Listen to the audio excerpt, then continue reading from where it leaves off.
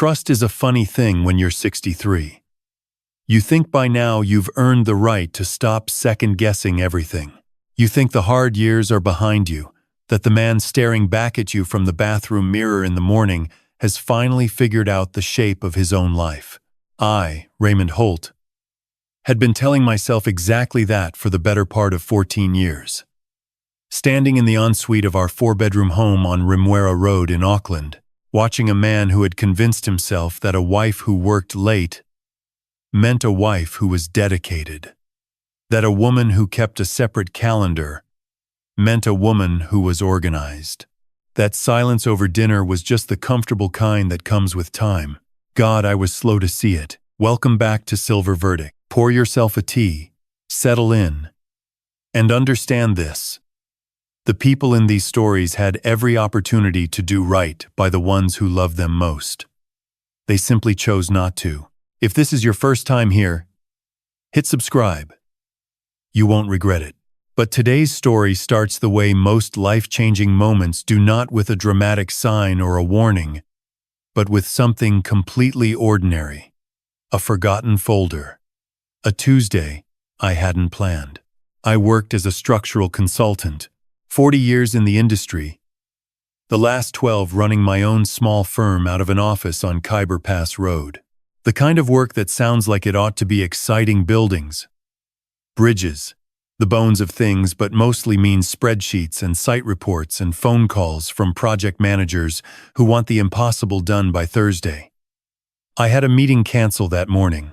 Client in Tauranga, burst pipe at his house, rescheduled for the following week. I had a folder of consented drawings sitting on the kitchen bench that my wife had asked me the night before to drop into her office when I had a chance. Well, I had a chance now. My wife, Dr. Raymond Holt, ran a private occupational therapy clinic out of a converted villa on Monsell Road in Parnell. Calm Solutions Rehabilitation, she called it. Warm colors, a little courtyard garden out the back, the kind of place that made you feel cared for just by walking through the door. She had built it herself over 8 years, starting with 3 clients and a borrowed desk, growing it into something genuinely respected in the allied health community across Auckland. She had been named in the New Zealand Herald's annual Health Innovators list 2 years running. I used to clip those articles and put them on the fridge. She was brilliant. The kind of brilliant that makes you proud in public and occasionally invisible at home. I had no particular reason to go inside. She was with clients all morning. I knew that. I was going to leave the folder with whoever was at the front desk and be back in my car in 3 minutes. That was the whole of my intention. A small errand on a rescheduled Tuesday. I didn't know those 3 minutes would undo 14 years. The villa sat back from the road. Blue hydrangeas along the front path. The sort of garden that spoke of someone who wanted to project calm before you even opened the gate. The young woman at reception, I'll call her by the name I came to know her as later, which was Diane, looked up when I came through the door and did something with her expression that I would only understand in hindsight. It was not quite a smile. It was the face of someone deciding very quickly how much they were willing to show. Mr. Holt. She straightened in her chair. Dr. Holt is in with a client at the moment. She won't be free until I'm just dropping something off. I lifted the folder. I know my way to her office. She started to rise from her chair. Actually, it might be better if Diane, I said, not unkindly. I've been here 100 times. She sat back down slowly. That particular slowness, I would think about later. At the time, I just walked down the short hallway, past the waiting room with its linen-covered chairs and its little shelf of magazines, and pushed open the door to Carolyn's private office at the end. The room was exactly as she kept it. Clean lines, nothing out of place. The desk clear, except for a notepad and a small ceramic dish where she kept paper clips. Bookshelves along the right wall, ordered by color, because Carolyn had always organized things by systems I never fully understood. A window, looking out onto the courtyard. Her degrees on the wall, in matching frames. A diffuser on the windowsill sending something like eucalyptus into the air. I set the folder on her desk and was about to leave. That's when I saw the drawing. It was tucked half under the notepad, mostly hidden, just a corner of it visible.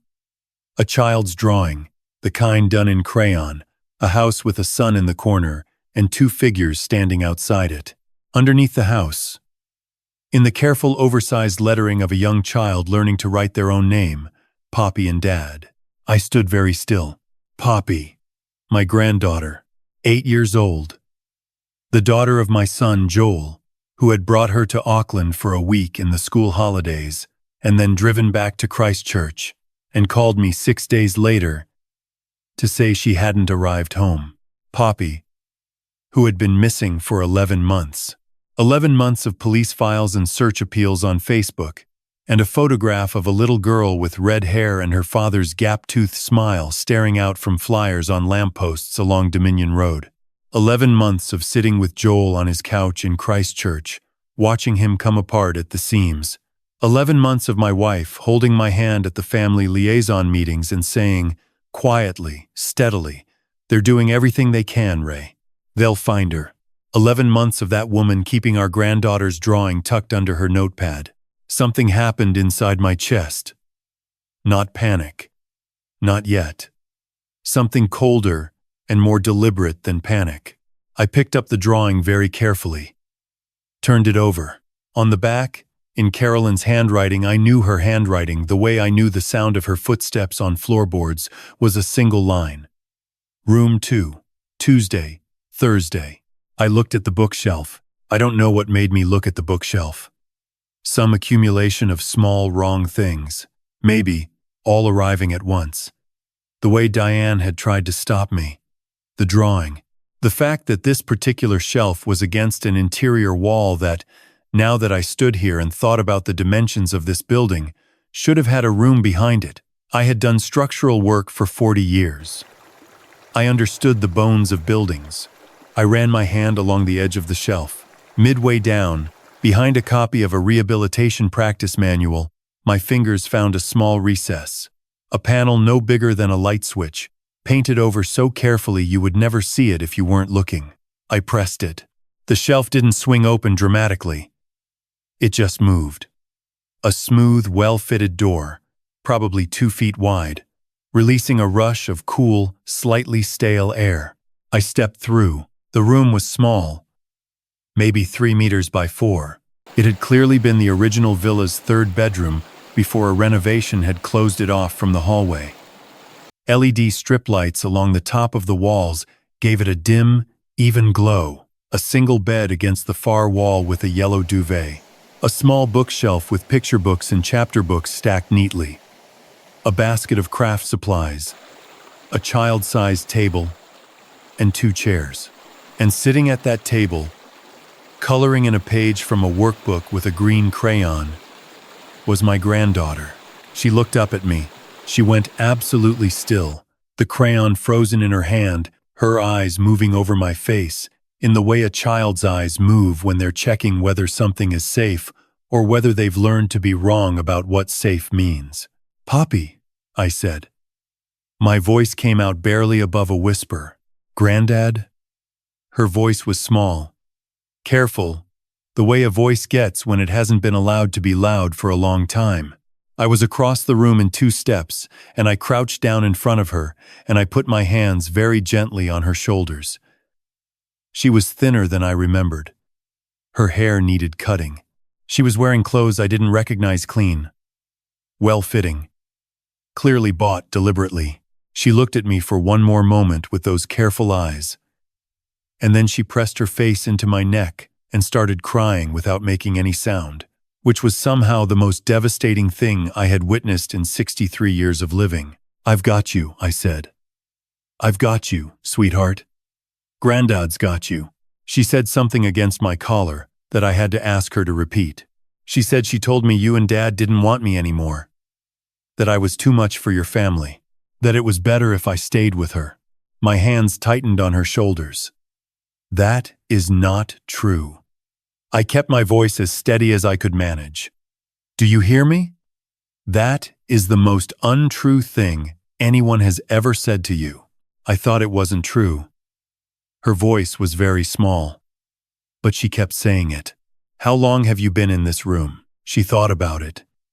Since last October, I think. At first, she took me to the beach on weekends. Then she stopped. Last October. It was now September. I did the arithmetic and felt the number settle into me like a stone. Has anyone else come in here? She nodded. My Uncle Marcus. He brings my lunch on Tuesdays and Thursdays. He reads to me sometimes. Marcus Vane, Carolyn's younger brother. A man who had sat at my kitchen table 3 months ago, eating roast lamb and asking whether the private investigator we'd hired had found any new leads. A man who had looked my son Joel directly in the eye. I breathed in slowly through my nose, then out. All right, Poppy. I used my quietest, most deliberate voice, the one I used in site meetings, when something structural had gone badly wrong, and I needed everyone to stop moving. Here's what we're going to do. You're going to hold my hand and walk out with me, and you're not going to say anything to anyone until I tell you it's safe. Can you do that? She nodded. She took my hand. She was good. She always had been. We walked back through the shelf door, and I pulled it closed behind us with a soft click. And we walked down the hallway past the waiting room.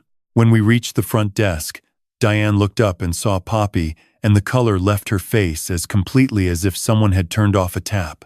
I looked at her for a long moment. She looked back at me with the expression of a person who has known something they shouldn't for a very long time and has been waiting, maybe without knowing it, to be caught. Have a good afternoon, I said. I buckled my granddaughter into the back seat of my Hilux on Monsell Road at 11:47 in the morning, and I drove south on Parnell Road toward the motorway, and I did not call the police. Not yet. I needed to think. And I needed to understand exactly how wide this thing went before I handed it to anyone who would take it out of my hands. What I found in the next 4 hours would have broken a different man. A younger man, maybe. Or a more trusting one. For me, it had the opposite effect. The cold, specific focus of someone who has spent a career identifying structural failure and knows that you do not begin the repair until you understand the full extent of the damage. Poppy was at my neighbor's house, Margaret, 71, a retired primary school principal who had known Poppy since birth and who asked absolutely no questions beyond, "Are you both all right? And what does she want for lunch?" I trusted Margaret with my life. I trusted her with this. I sat at my kitchen table with a notepad and a cup of tea, and I started writing down everything I knew about my wife. Carolyn had established the Brighter Pathways Trust 6 years into our marriage, when Poppy's father Joel was still a teenager, a charitable trust supporting occupational therapy access for children from low-income families.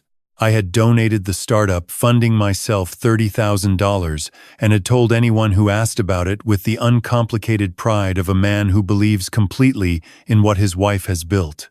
The trust had a website, a board, a relationship with several Auckland schools, and an annual fundraising dinner that pulled in respectable money from the kind of people who liked having their names associated with children's health outcomes. I opened my laptop and pulled up the trust's public filings on the charities register. Income for the past 3 years. Total, just over $800,000. That was within normal range for an organization of its stated size. But the expenditure breakdown was unusual. A line item I hadn't seen before. International Placement Program. $43,000 in the most recent year. $61,000 the year before. International Placement. I searched the trust's ABN-linked subsidiary entities. There was one. A program called New Horizons Therapeutic Exchange, registered as a separate entity in Queensland, Australia, with a listed director, Marcus Vane. Marcus. Her brother. I leaned back in my chair. I spent the next 2 hours pulling every publicly accessible thread I could find. Marcus Vane had a consulting profile on a professional network site, listing him as a specialist in international child welfare placement. His listed clients were the kinds of organizations that were too vague to verify. His address was a serviced office in Brisbane's CBD. He had no professional registration I could find with any New Zealand or Australian body. Then I found the connection I hadn't expected. 3 years ago, Carolyn had applied for and received certification as an approved supervisor for a humanitarian visa pathway program operating between New Zealand, the Philippines, and several Pacific Island nations. The program was designed to facilitate temporary placement of children from disadvantaged situations with qualified host families for therapeutic and educational enrichment. On paper, it was exactly the kind of program Carolyn had built her professional reputation around. In practice, based on the files I was about to find, it was something else entirely. I broke into Carolyn's personal laptop at 2:30 in the afternoon. I am not proud of that sentence, but I am not ashamed of it either. She kept it on the shelf in her home office, which she sometimes called her studio. A room I was not explicitly discouraged from entering, but had never had reason to search. I knew her password because I had watched her type it. So many times it had simply lodged in my memory the name of the dog she'd had at university and the year she graduated. People who are clever about almost everything are often careless about the things they've never imagined anyone would look for. The folder was labeled Therapeutic Transition Files. There were 9 of them. Children, ranging in age from 7 to 13, documented over 5 years. Each had a photograph, a name, a country of origin, Philippines, Samoa, Fiji, a psychological and developmental assessment written in Carolyn's precise clinical voice, and a column she called Transition Stage. Some were listed as Stage 1, meaning placement arranged. Others were Stage 2, meaning integration underway. 2 were marked Stage 3, a designation that had no explanation in the document itself, but which correlated, when I cross-referenced them with another file, with children who had been given new legal names. New legal names. I stood up from the desk and walked to the kitchen window and stood there, looking at the pohutukawa tree in the back garden for a full minute. Carolyn had been operating an unofficial, undocumented child displacement network. The host families, and there were 12 of them across Auckland, Hamilton, and Wellington, believed they were participating in a legitimate therapeutic exchange program. They had paperwork. They had been interviewed. Some of them had paid fees to the trust for what they understood to be an administrative and support service. What they did not know, or what I hoped they did not know, was that several of the children in their care had been matched using a process that bore no relationship to any legitimate welfare framework. That the documentation had been generated by a woman with the qualifications to make it look authoritative.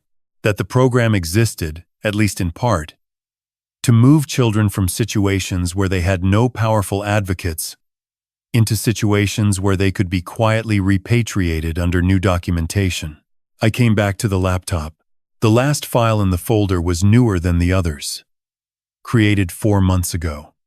The child in the photograph was a girl from Suva, 9 years old, with a round face and serious eyes. Her name on the intake form was Mir Twivaga. Beneath the photograph, written in Carolyn's handwriting on a printed annotation because she had printed this one and scanned it, the only document handled that way, which told me it occupied a different category in her mind, were 5 words. Prepared for primary transition. Auckland. I sat with that for a long time. My wife had not simply hidden our granddaughter as some act of impulsive cruelty. She had been preparing to transition Poppy out of the family entirely into the system, renamed, redirected, filed under another identity, and to bring this other child, Mir, into our extended family circle as a child she had helped and quietly, over time, into the space Poppy had occupied. She had been planning to erase one child and replace her with another, and I had spent 6 years telling dinner party guests about the wonderful work Carolyn did for underprivileged children. I closed the laptop. I walked to the kitchen sink and ran the cold tap and held both wrists under it for 30 seconds. The way I used to do on very bad sight days when I needed to bring my thinking back online. Then I dried my hands, went back to the table, picked up a fresh page on the notepad, and wrote down 2 words. Detective Sergeant Ngareta Parata. Ngareta had been in CIB for 17 years, the past 5 as a detective sergeant with the Auckland City crime team. We had known each other since our children were in primary school together, her son and Joel in the same class at Meadowbank School 2 decades ago. She had come to Joel's cricket prize givings. I had gone to her son's Kapahaka performances. When Poppy went missing, she had not been the lead investigator that was someone else's jurisdiction, but she had sat with me in this kitchen and told me honestly, in the careful language of a person who knows how these cases turn, that after 10 months the statistical picture was not kind. She did not know her statistics were incomplete. I was not going to call Ngareta yet. I needed 2 things first. I needed the files organized and documented in a form that no defense lawyer in New Zealand could meaningfully challenge. And I needed the story to be already moving before anyone with a warrant got involved, because the moment official action began, the narrative would belong to the process. And I had something more specific in mind than process. Carolyn's reputation in Auckland had been built across 14 years, with the deliberate precision of an architect. The Brighter Pathways Trust, the Herald profile, the speaking engagements, the network of well-meaning, well-connected people who had written her checks and given her awards and smiled for photographs beside her at fundraising dinners. I wanted every single one of those people to feel the specific retroactive shame of having underwritten something they hadn't looked at closely enough. I wanted the story to be so thoroughly documented, so precisely sourced, that the best PR firm in the country couldn't soften a single edge of it. Accountability first, then the warrants. I spent the following 11 days building the file. I was systematic in the way that 40 years of structural documentation teaches you to be systematic, everything dated, everything cross-referenced, every source recorded. I made 3 copies and stored them separately. I wrote a 20-page chronological summary that any journalist or investigating officer could follow without needing me to explain it. Then I contacted 2 people in the media. The first was a senior reporter at the New Zealand Herald who had written about child welfare policy extensively and who I knew, through a mutual contact, had been looking into anomalies in the international therapeutic placement sector for several months. I did not give her the story. I gave her 6 questions specific, targeted, the kind that an innocent organization can answer without difficulty and a fraudulent one cannot. I told her where to file the OIA requests. I told her which financial records were publicly accessible and which subsidiaries to look up. The second was a podcast journalist who covered what he called structural failures in New Zealand's charity sector. He had 40,000 listeners and a reputation for going very deep and staying very accurate. I gave him the same framework. Different questions, different threads, same source documents. Then I went home to my wife. Those 11 days were the best acting performance of my 63 years. I made Carolyn's tea in the morning. I asked after her clients. I sat across from her at dinner in our Remuera dining room, cutting chicken and talking about the neighbor's new fence and whether we should go to Hawke's Bay in the spring.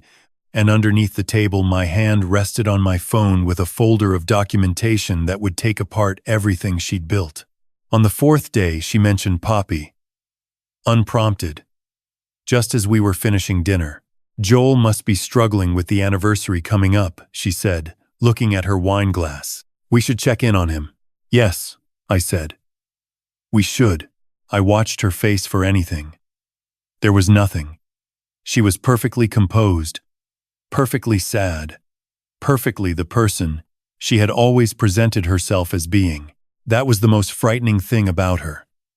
Not the cruelty, the composure. On the 8th day, Carolyn came home from work later than usual.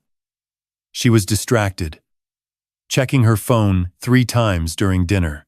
Once she looked up at me with something that might have been a question forming behind her eyes. And I looked back at her with the open, slightly tired expression of a retired man, having an unremarkable Tuesday, and whatever she was looking for, she didn't find it. She had no idea. On the 11th day, I called Ngareta. We met at 6:30 in the morning at a cafe on Parnell Road, 2 minutes walk from Carolyn's clinic. I had the full file on a USB drive. I also had Poppy not physically, but documented.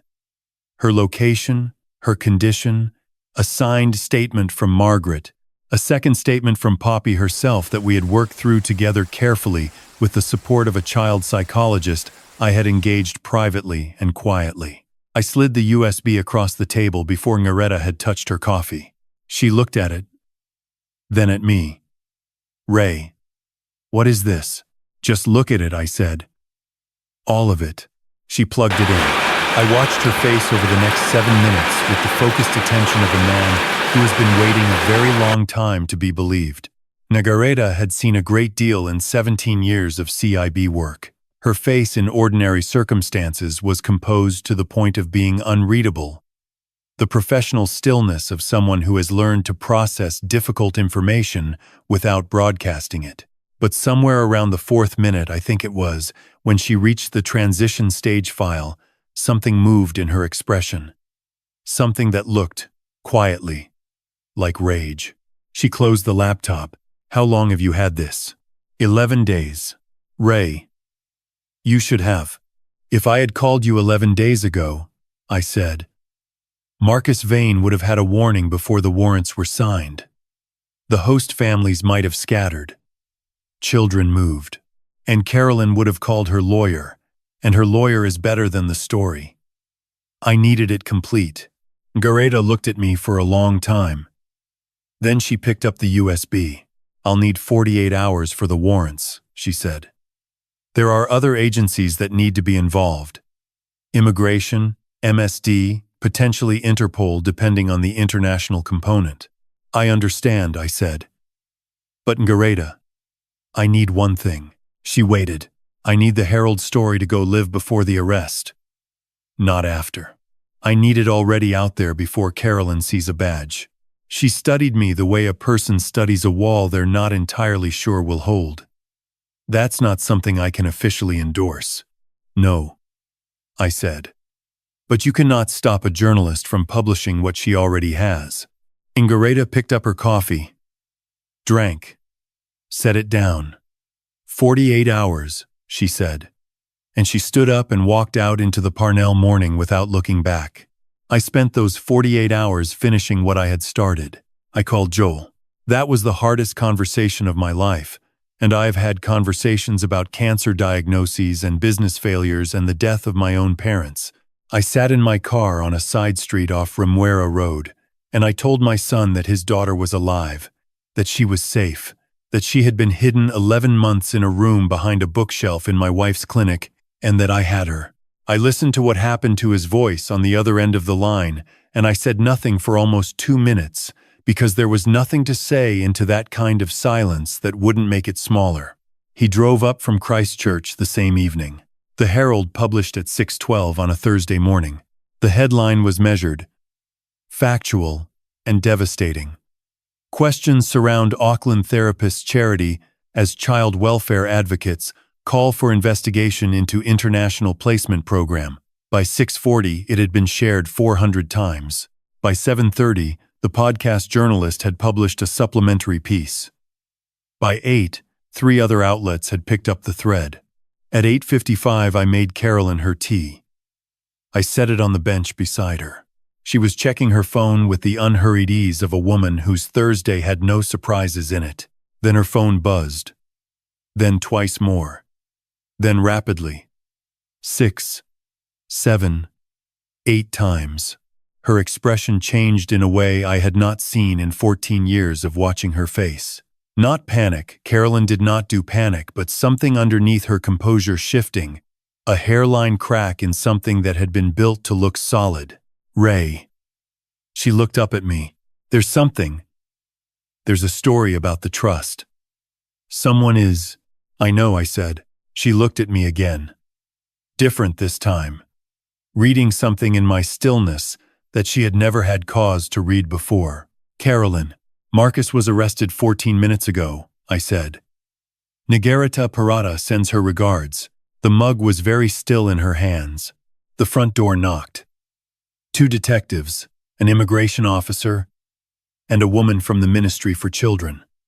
I had unlocked the door before I came downstairs. I did not watch them lead her out. I walked to the back garden and stood beside the pohutukawa tree in the thin Auckland morning. And I listened to the sounds of 14 years of careful construction coming down. The voices, the radio static from the driveway, the particular silence of a woman too intelligent to say a single word without counsel present. Joel was on the back step with Poppy in his lap before the police cars had finished pulling out.